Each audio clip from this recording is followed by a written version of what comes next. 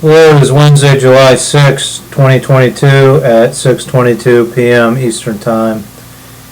I'm Mitch Miller. This is my video journal. And we are systematically challenging the United States military to a duel. A non-lethal paintball gun pistol duel, or the equivalent, which is a wrestling match using scholastic wrestling rules. So I'll start off by saying any 3-star general in the United States military or higher, or the equivalent in the Navy or any other branch of the military, any 3-star general or its equivalent, admiral, whatever, I challenge you to a duel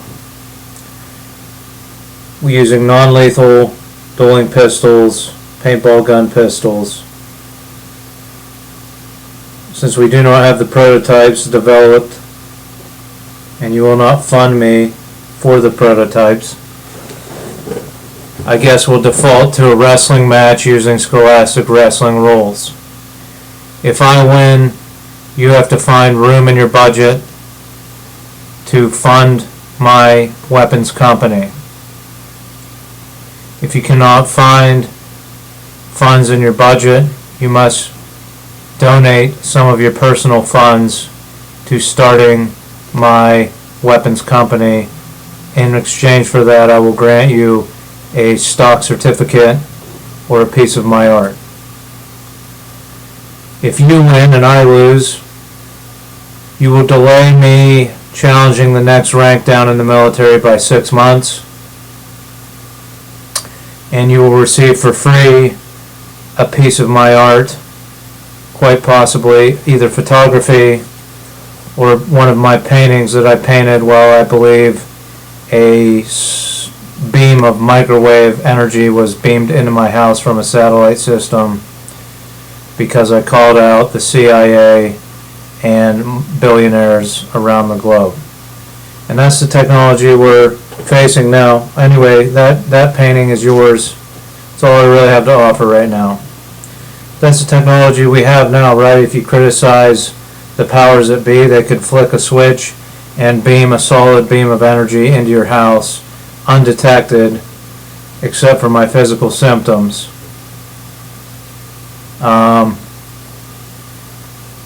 actually think I should receive a stipend, since there's no way the Space Force or the United States government can prove beyond a reasonable doubt that a satellite was not pointing some kind of weapon at my house. If they can, I'd like to see it. That they track every satellite and exactly what property it's pointed at all times. I don't think they do that. Furthermore, I believe wireless energy causes mental illness, some mental illness. I'm diagnosed mentally ill. The government polices these waves instead of protecting us from them.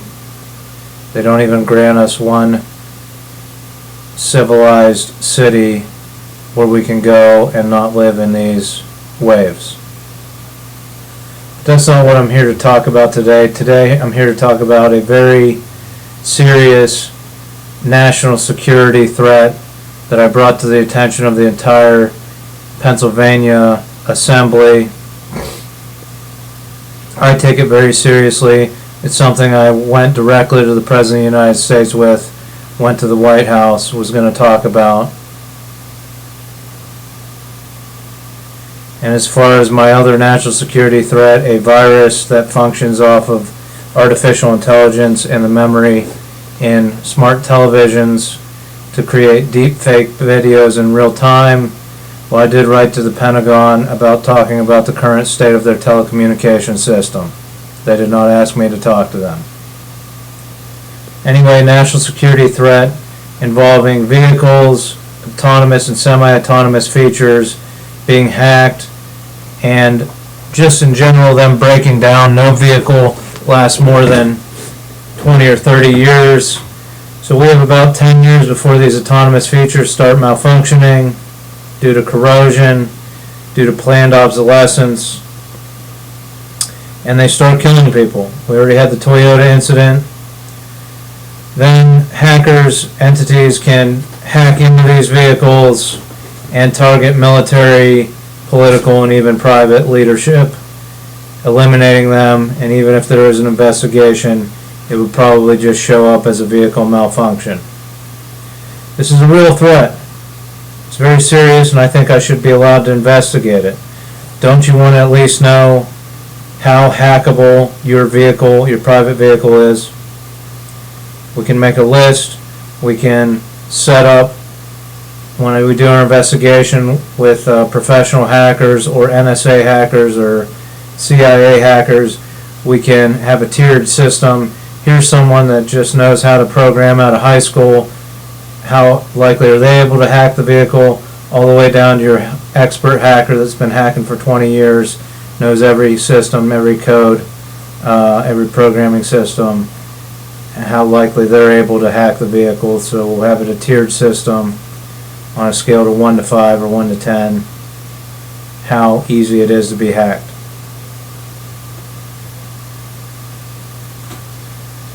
So I suggested that the Pennsylvania Assembly allow us to investigate their private vehicles.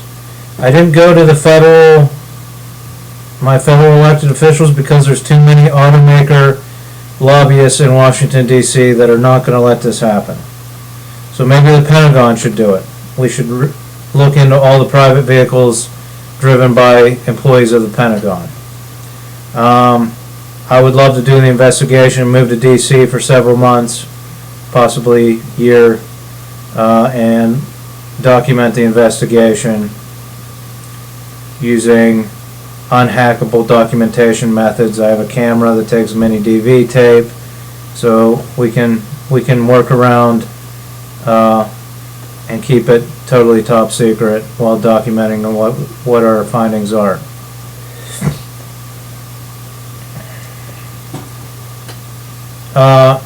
I just want to say this is a very clear and present danger. It's a real threat.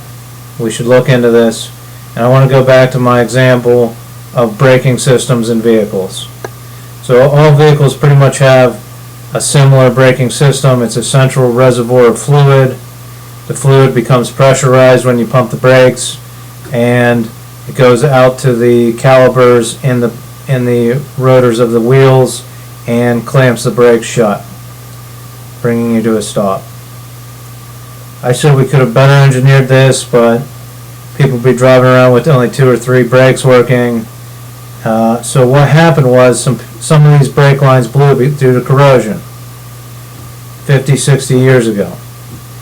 So we put in a safety system, an emergency brake. It's a lever or a brake pad lever that runs on physical cables being cable wired to the brakes in the wheels, so that when the pressurized fluid system fails, you can pull a crank, it pulls the cables, and a secondary brake engages so that you can stop no matter what.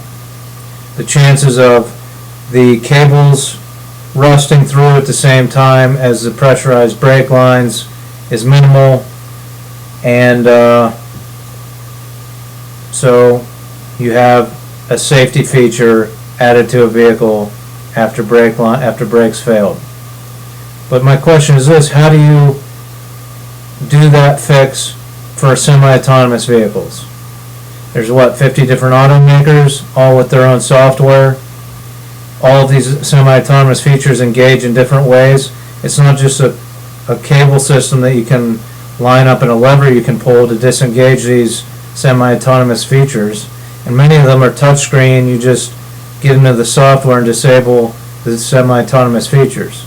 So who's to say you can't hack in and just get into that software and re-engage it? There's no manual override.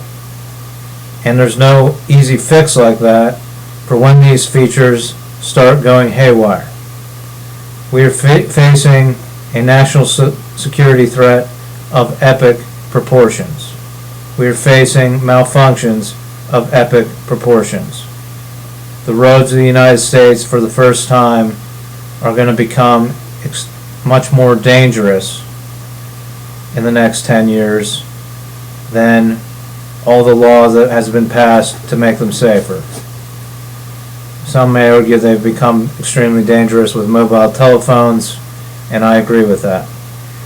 But that's my point here, is that we should look into this national security threat, make a list of vehicles that are hackable, how hackable they are, if the semi-autonomous features can be engaged remotely through a hacking situation, and we can deliver this to the Joint Chiefs of Staff, because the lawmakers aren't going to do it. The lobbyists won't let them. They're paying them off. The auto manufacturers don't want to know how hackable their vehicles are. So let's go above and beyond. Do the study anyway. Let me be part of it. I know about corrosion, and I know how to document things using video, written and typed reports, and pictures, and so on and so forth. So that's all I have to say today. About to camp at beautiful Lake Tynesta. So in 7 days I will challenge the 2-star generals and their equivalent. You have 7 days to comply. Beautiful place to have a pistol duel up at Lake Tynesta. So join me next time when I make my next challenge to the United States military, and hopefully you'll fund me soon. I have lots of things that I'm waiting to type up on a government computer, strategies that we can use to better evolve communism, to make it more democratic, right here in our own backyard. Strategies for improving the military that I tried to type up, but my computer was shut down. These are all things that are floating around in my head that we really should act on now, especially before Taiwan and other countries get invaded, while we're still reliant on foreign goods and services. So, waiting for that call. Waiting for that funding. Join me next time. Thanks for watching.